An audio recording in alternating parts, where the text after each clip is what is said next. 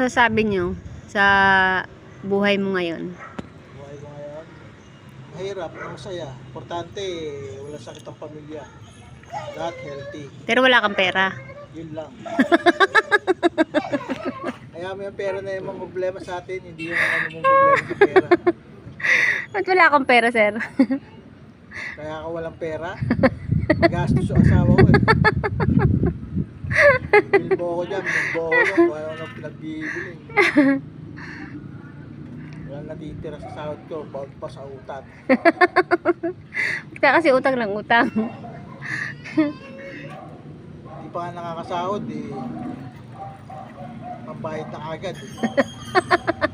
Wala nang pangkain. Kaya minsan, ayaw nang kunin yung sahod eh. Wala naman. Hindi mo yung sahod, malulungkot ka lang. Dadaan lang sa kamay mo.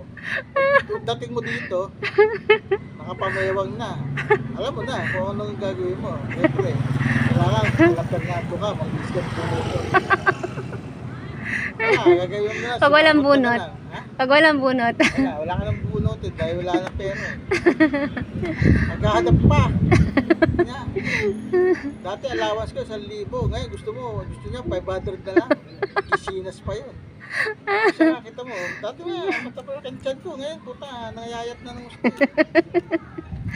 Ba't ka nangayayat? Ayaw mo nung hindi ka ma-high blood. Pag nasa Pasig kami, wala nang almusal, sangkain na lang sa gabi. Tipid na yun. Tipid na tipid na. Tipid na yun. Well, hindi ka na kumakain, kaya pala pumayat na. Lumiit na yung tiyan mo. Malaki pa rin naman ah. Nangayayat na. Hindi ko malaman kung stress to o wala nang makain.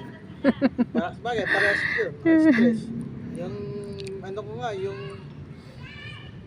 nga, maintenance ko ang gamot eh. Wala na, hindi na ako nakain yun. Iyaan mo na. Diet-up na lang. Pag nagtataya ko, kasi kailangan pumasok. Pag hindi pumasok, hindi wala kang sweldo. Raul. Shoutout pala sa mga kasama ko sa opisina, sa Infrasys family.